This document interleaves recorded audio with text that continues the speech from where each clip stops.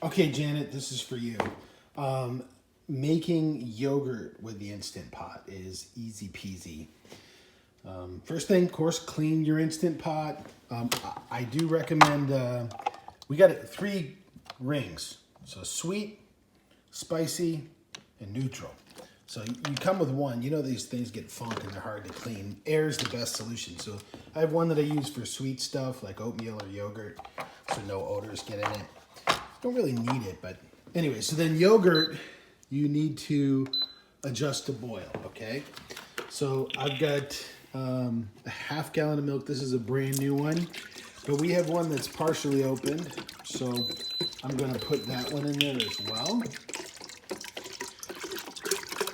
So no big deal because measuring's not, not crazy. I didn't put the whole thing in there, but most of it. So we're going to put that in there and then put the lid on. And now we wait. So the hardest thing, like Tom Petty says, is the waiting. The waiting is the hardest part. Okay, so now we wait until this beeps and it's done. Then I'll come back and show you the next step. Okay, so the boil's done and it went beep, beep, beep. Now it says yogurt. So open it up and you can see some steam come out of there. It's hot, but not too hot. I'm gonna put this down. I can probably make it work, yeah. So now what I'm gonna do is I've got some ice in a water bath. I'm gonna pop it in there. I just wanna make sure it floats a little bit. So it'll float. And I'm just gonna let this chill out here until all the ice melts and it cools off. And then I'll show you the next step. You can get all scientific about, the temperature. The ice is melted now, but it's still pretty cold. So I usually just let it hang out here. No stress. Don't be doing the dishes. Don't get anything in there. Just let it wait for a little bit. I'll wait until it's about room temperature. And so I'm going to check back in a few more minutes.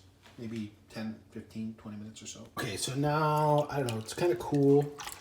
So just pop it out of there. I usually just feel the outside here, and it feels cool to the touch. Like you can do thermometers or whatever you want. No big deal. Just give it a stir and make sure, yep, it's cool. No big deal. So then I have some yogurt that I'm going to use for starter. And so it's no big deal measuring it, right? So they make a big deal about 2 tablespoons. And listen, we're talking about bacteria that's going to do some work in here. So all I do is just, Diane's already snuck some out of there. I just pop the whole thing right in there. So I just bloop, put it all in there. So just grab a bunch of it, no big deal. And whisk it up. And I'm gonna get a spoon. And, well, I'm gonna set this down for a second. There we go. And just pop it all in there. So I used to stress about getting too much or not enough. I don't think it matters. Plus, you're not wasting it because you're gonna get it back in the yogurt here. So give it a good whisk to make sure it's got some oxygen in there to help feed the bacteria. And then the next step is so I turn it off and then press yogurt again and then press adjust until you get 8 hours. That's it, 8 hours and wait. And so we'll come back 8 hours later and take a look. Maybe I'll take a peek an hour or two in it just to make sure it's working, but no stress. So I usually check it to make sure after a couple hours, 2 or 3 hours.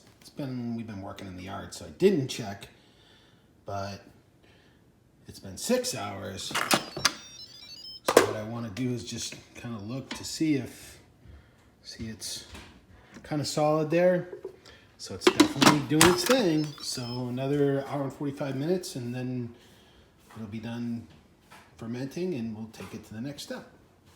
So bam, next step, like the yogurt's been done for a couple hours, but we were watching TV. So now it says Yo, GT, what up? Or yo, 9T, what up? So the yog tea is done. You can see the clear liquid there. That is the whey. No way. Yes, whey, but spelled differently. W-H-E-Y, because we love you. And so next we need to put it into our strainers. I got a little colander right here, and I have this little fancy, specifically made for this purpose, from the company called Kleinhaus. Kleinhaus. So like $11 on Amazon if you want to do that. I think you could use a clean, you know, a dish towel or something. Or probably a t-shirt actually would be the right consistency. A clean t-shirt would probably work just as well. I actually do have some cheesecloth, which is I got from Walmart, which is technically what you're supposed to use, but it's a pain in the butt. That's cheap. That's a good way to do it, but cutting it is kind of a hassle. So I would just use, in hindsight, I literally would use a t-shirt. I'd just take a clean t-shirt and just use that and cut a square out big enough.